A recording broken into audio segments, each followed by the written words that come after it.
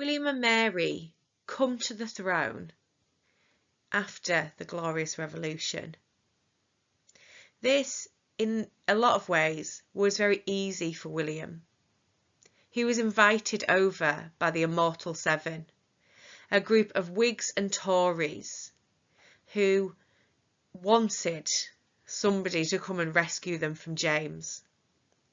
Their letter did not ask William to invade. It asked him to come to England to help them get free and fair elections, because James was interfering with elections.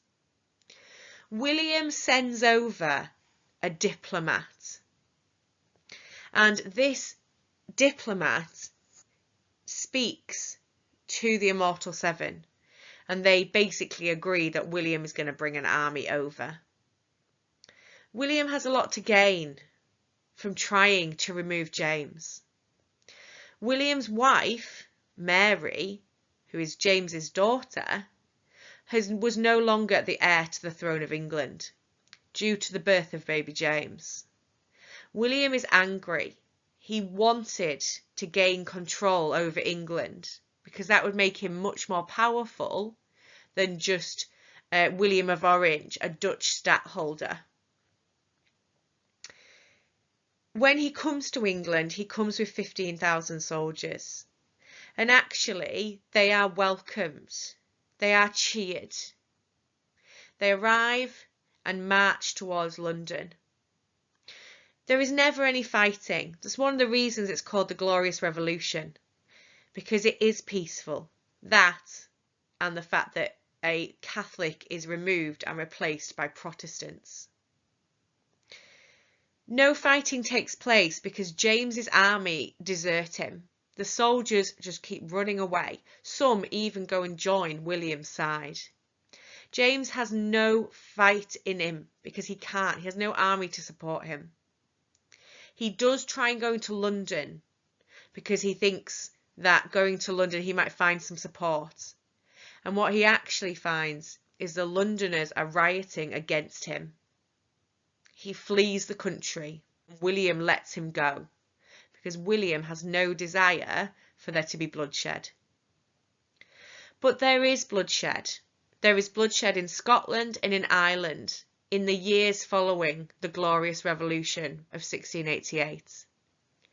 In Scotland, most people are Presbyterian and are happy to have William and Mary.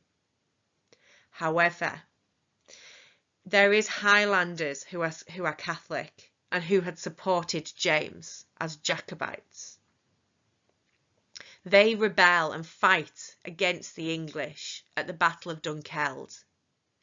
The Scottish Highlanders are beaten, but William does not punish them harshly as long as they agree to just kind of be quiet and stay out of the way. That unfortunately, after the Battle of Dunkeld, when a kind of peace is brokered with the Highlanders, we still have the Glencoe massacre, where 45 people are killed. These were not people who were fighting. They were a family clan. A lot of them were women and children, and they are killed by English soldiers. William didn't order this, but it still happened. His soldiers did this. This did, although it was horrific, this did help to suppress the Highlanders and prevented them from rebelling again. In Ireland, William probably saw his biggest threat because there was a Catholic uprising and Protestants were fearing for their lives. Protestants were being surrounded and besieged in towns. Then James II went there to join the Catholics. William took an army over to Ireland to save the Protestant Irish and to stop James taking over there. The two met at the Battle of the Boyne in 1690. A battle that William and the Protestant English won, helped by the Protestant Irish. After that, James was completely beaten and left and never tried to come back again. The Catholic Irish were then suppressed by William and were treated very, very poorly. The Revolution Settlement was the agreement that brought William and Mary to the throne. It brought them to the throne as de facto monarchs because the Convention Parliament, which brought William and Mary to the throne, had Whigs and Tories. And both groups wanted William and Mary, but the Tories were uneasy because James had been overthrown, and the Tories believed strongly in divine right. As a result, William and Mary were made de facto monarchs. Monarchs in fact, but that does not mean they were the rightful monarchs. On a day-to-day basis, this didn't make much difference for William and Mary. They gained the powers of monarchs of England. For example, they were in charge of foreign policy and the army. They were in charge of running the country. The old financial system also remained, of ordinary revenue and getting extra subsidies from Parliament. They could call Parliament, and the Revolution Settlement only stated regular parliaments. It didn't say anything as specific as triennial parliaments that we had seen under Charles II. Under Charles II, the triennial parliaments were just a suggestion anyway, but this is even more vague, just regular parliaments. A big part of the Revolution Settlement was the Bill of Rights. This is the bit that made proper changes to the power of the monarch. For example, their suspending and dispensing powers were removed. This meant they could not suspend, stop any laws, and they couldn't exempt a person from a law. The Bill of Rights also said that they could not have a standing army when war was not going on. One of the big things that was mentioned in the Revolution Settlement is this idea that Catholics could not inherit the throne from then on. So James II was legally the last Catholic monarch of England. After that, and to this day, it is illegal. The monarch has to be a Protestant. William was a warmonger, and therefore foreign policy dominated his reign. But unlike our previous monarchs, he was fairly successful. He almost immediately takes England into the 9 Years' War against the French. England are allied with the Dutch. Remember, William is Dutch himself, as part of the Grand Alliance. This war is huge. It costs England £36 million. It is a success eventually. And eventually this Treaty of Ryswick is signed, with England and the Dutch victorious. They basically get a lot of land back off the French, which is then returned to the Dutch. There is problems early on. There is losses in this war, and that's why it takes 9 years. Because at Beachy Head and Mons, there is losses. This is a war that's fought at sea and on land on the continent. But later, as the war goes on and England's military and naval power increases, there is big wins at La Hogue and Namur. And by 1697, the war is won. This is very different from previous wars where England do not usually win. England was transformed in terms of their military power. The army increased to 76,000. The number of battleships trebled. We became a power. That cost a significant amount of money.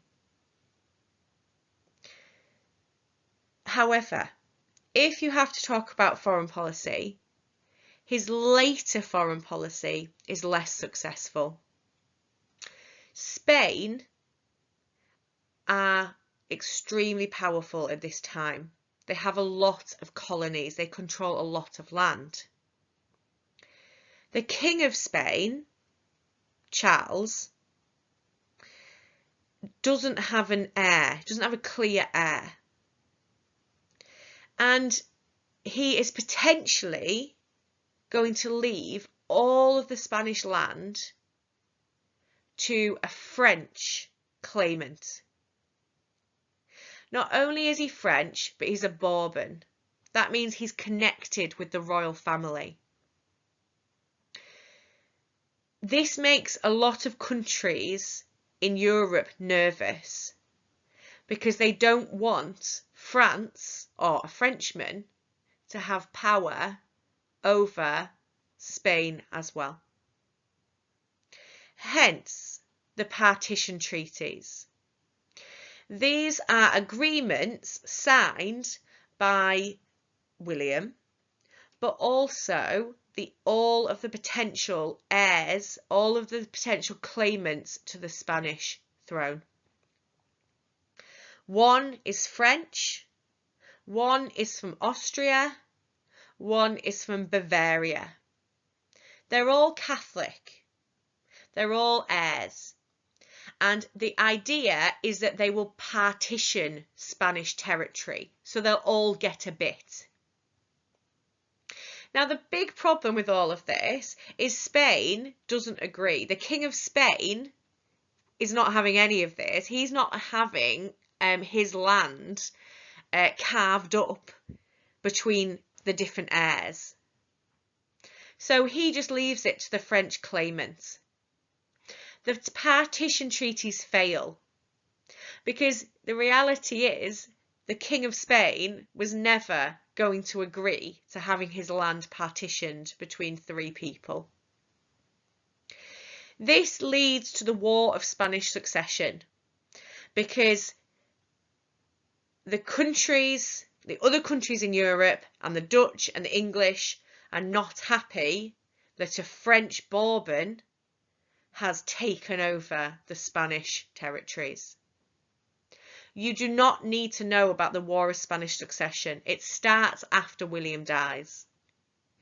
But in terms of his final foreign policy, where he was trying to avoid war and he was trying to create an agreement that would keep the peace in Europe and stop the French becoming too powerful, fails.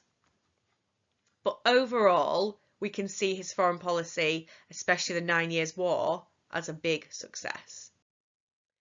Because William cared so much about his foreign policy, this meant that actually he required large amounts of money.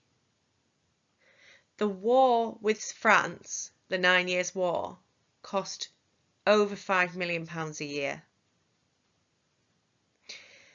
When William came to the throne, the hearth tax was removed. That was not a big loss because the hearth tax had never brought the monarchs very much money. And actually it was replaced by much better taxes. The window tax, but the land tax especially. The land tax was a huge source of income for the monarchy. It created a tax that everyone who owned land had to pay to the monarch, and it went up and down. Parliament decided how much land tax people needed to pay. So in years of war, you could have a high land tax rate and the monarch could get a lot of money. But why would Parliament just give William a new tax that enabled him to collect huge sums of money? Well, the answer is the Public Accounts Act and Commission. This act allowed Parliament to scrutinise Crown spending. Because they can look at it all, that allows them to trust the monarch more, because they know where all the money is going. So because William opened up his accounts to Parliament through the Public Accounts Act, his reward was that he was enabled to collect more taxes, like the land tax. Now, in years where the Whigs, who were much more supportive of William, in years when the Whigs were dominating Parliament, he had a very high land tax rate. In his later reign, when the Tories were more dominant, they actually reduced the amount of land tax he could collect. But it was still an important tax nonetheless. Other sources of income for William were that they changed the way loans worked to the monarch. In the past, the monarch would have to take out a loan themselves. It was a personal debt. They then had to try and pay it off using either ordinary revenue or money from Parliament. But it meant the monarch was constantly in debt. During William and Mary's time, they changed the financial system. It's known as the Financial Revolution, where instead of the monarch taking out personal loans, the loans would be taken out and they would be underwritten by Parliament and they would be paid off by taxes that Parliament had agreed to. So the Million Loan Act of 93 allowed William to take out a £1 million loan, and it wasn't his debt, it was a national debt. Parliament were agreeing that they would pay it back by granting taxes. This became permanent with the creation of the Bank of England, a bank that would specifically give loans to the monarch that would be guaranteed by Parliament. So it wouldn't be a personal debt for the monarch, it would be a debt for the country. The people would be the ones paying off that debt. This is much better for the monarch because they're not in personal debt. It is the country that's in debt. And Parliament have agreed that the monarch can collect taxes to pay off specifically these loans. The Bank of England became permanent, so this allowed the monarch to always have access to cheap interest loans. So a loan that they would pay back with a good interest rate. Another compromise that the monarch had to make later on, that William had to make, was the creation of the civil list. This separated Crown spending from government spending. So it meant that you couldn't just have a monarch spending lots and lots and lots of money on themselves. There was a set amount for themselves, the rest had to go on the country and government of the country. And it would go to things like the army or the navy. There was huge financial changes. A lot of them benefited the monarch and allowed them to collect up to around £5 million a year. But it came at a cost. It gave Parliament more power. And think about, in the exam, they will ask you about the political nation. And things like the Public Accounts Act are giving the political nation more power over the government, over William and his governing of the country. And the land tax could be increased or decreased. Again, that is more power to the political nation. Religion changed in England from 1689, right from the Revolution settlement, when the Toleration Act was brought in. This allowed Protestant dissenters to worship. Dissenter meeting houses had to gain a license, but they were allowed to exist. People were allowed to follow their own religious beliefs as long as they were Protestant, because dissenters were the only ones allowed to worship. Catholics were still banned. William had had a long history as a Dutchman fighting against the French, against the Spanish. So it was unlikely he would ever accept Catholicism. He also knows that this is not what the English people want at all. But William was a latitudinarian, meaning that he was open to different methods of worship as long as the people were Protestant. William even wanted to get rid of the Test Acts. The Test Acts had been brought in under the reign of Charles II, and they said that only Anglicans, only Protestant Anglicans who were Church of England, could hold official positions or become MPs. William didn't want that. William wanted any Protestant to be able to hold any job. But there was too much opposition from the Tory party, who were strongly Anglican, to keep the Test Acts in place. So William and Mary allowed that. They kept the Test Acts. However, there was still a lot of dissenters in Parliament, in official positions, in the Privy Council. And that is because of occasional conformity, which William allowed and did nothing to stop. Occasional conformity meant that if someone went to the Anglican Church every now and again, they would be classed as an Anglican, and therefore could sit in Parliament, could sit in the Privy Council, could get a job as a local JP or magistrate. People knew that they were dissenters, but they went enough to the Anglican Church. This made the Tories angry, but it pleased William because it allowed the dissenters into those positions.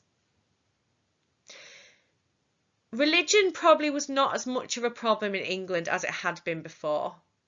The Catholics were very, very quiet during William and Mary's reign in England. The main sort of issue is probably the political one, because you have these two rival political parties. The Whigs support dissenters. The Tories hate dissenters. The Whigs and the Tories agree about Catholics. They don't like Catholics, both of them. But the Whigs are much more supportive of toleration. The Tories claim the church is in danger from dissenters. They release propaganda about that, and they get angry about occasional conformity. They're angry about the Toleration Act. But there's very little they can do about it.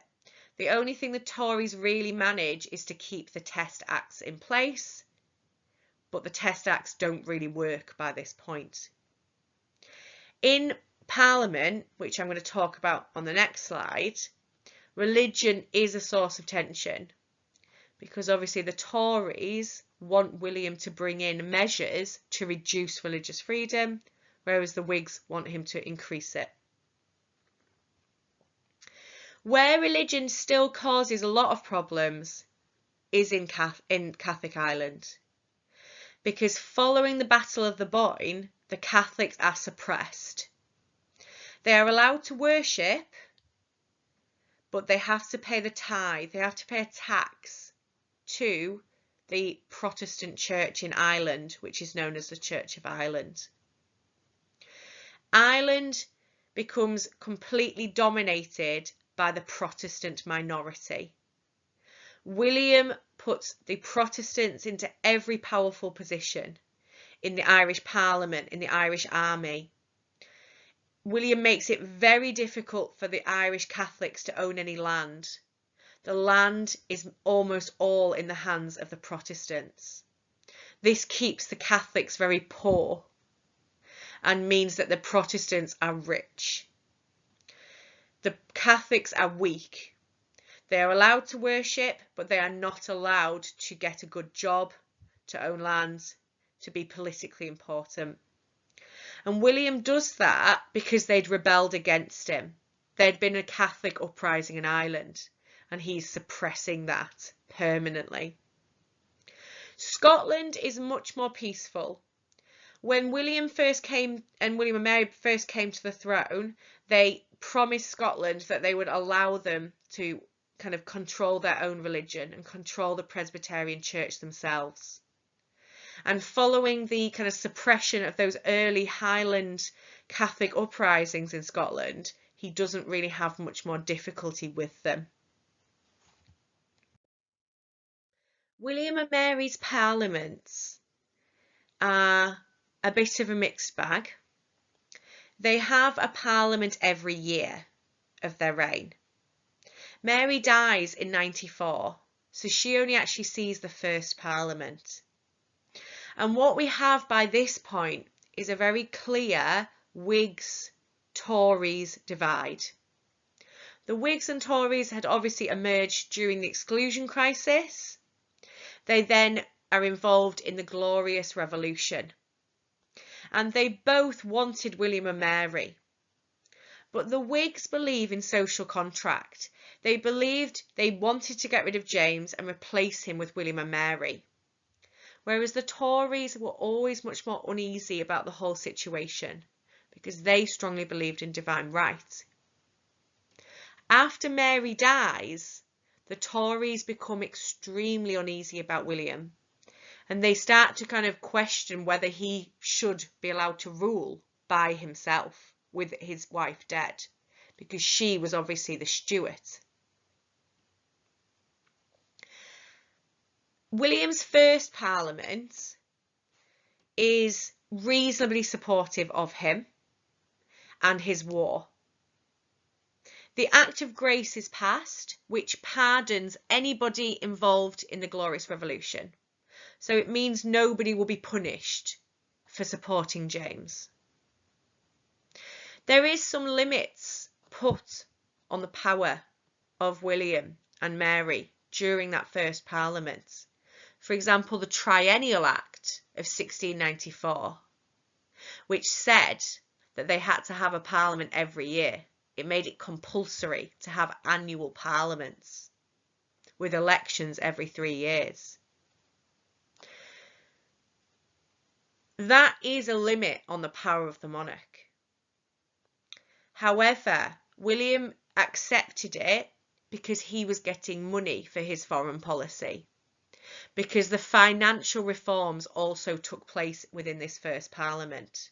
For example, the creation of the land tax, the creation of the Bank of England. So in return for that extra money, William agrees to the Triennial Act, which helps him to win his war. Now, there is some tension in the first parliament because the Whigs are very much supporting William's war plans, but the Tories are trying to persuade him to try a cheaper method of just a naval war, whereas the 9 Years' War was fought on land and at sea.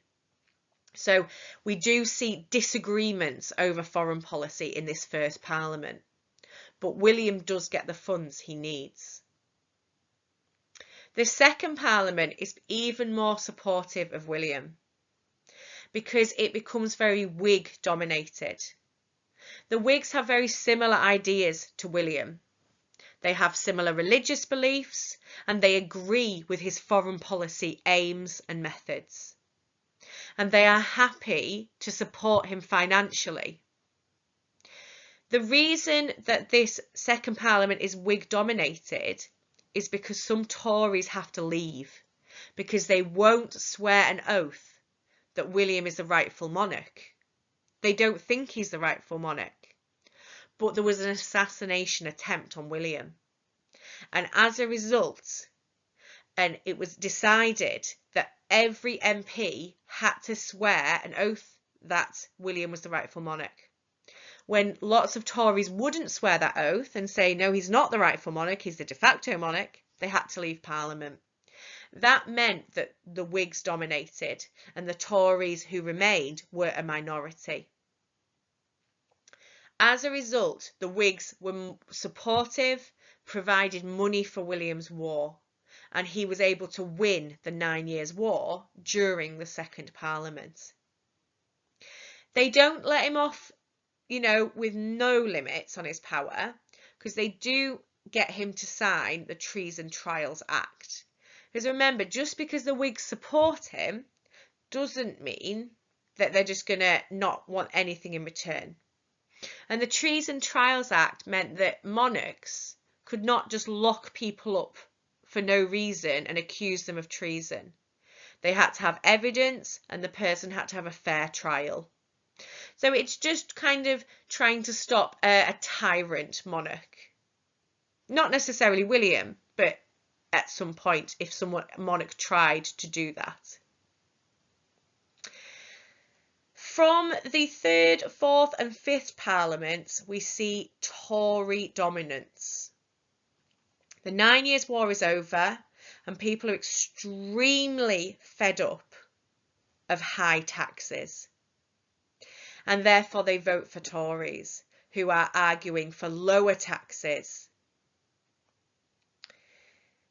In these parliaments, William, to begin with, especially in the 3rd Parliament, is quite attacked by the Tories.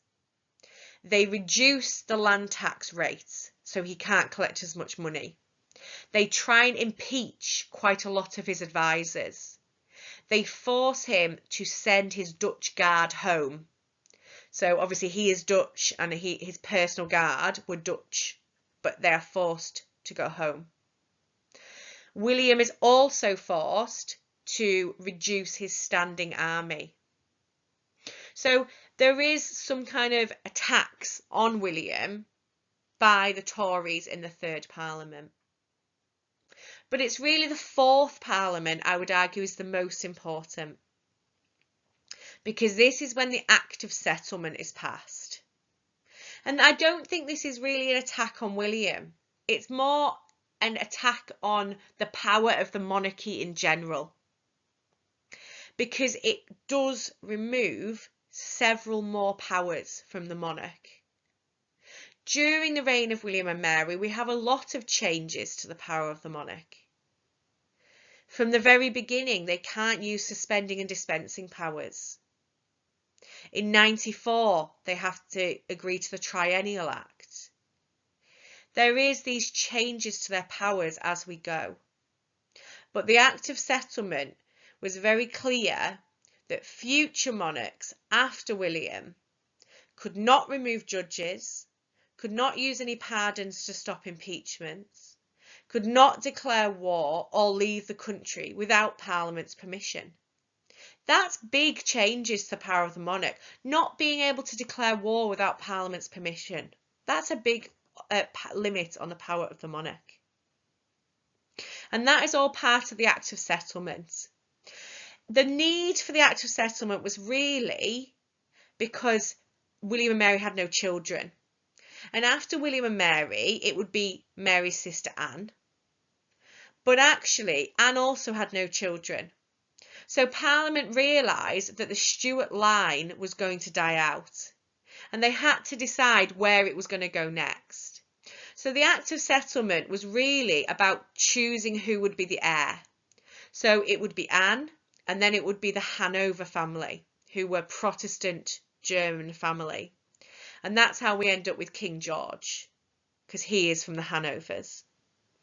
But it wasn't just about choosing who would come next. It was also about putting further limits on the powers of future monarchs. By that point, William is quite old. He's won his war. It's not his children that are going to be affected. So he agrees to the Act of Settlement. Very little happens in William's 5th Parliament because he dies. The only other thing I will mention is that cabinet government also developed at this time. Cabinet government is when all of the monarch's ministers sit down together in one room and agree things together. That's not what we had before. We had advisors and ministers and councillors all over the shop telling the monarch all sorts of different things, agreeing all sorts of different things, doing their own thing. But under William, because they have so much war to have to fight for 9 years, and that takes a lot of organisation, everyone sat together as a cabinet. And that's how our government works now. Our Prime Minister doesn't just sit and do everything on his own. He sits with his cabinet and they make decisions together. And that is what developed during William and Mary's reign as well.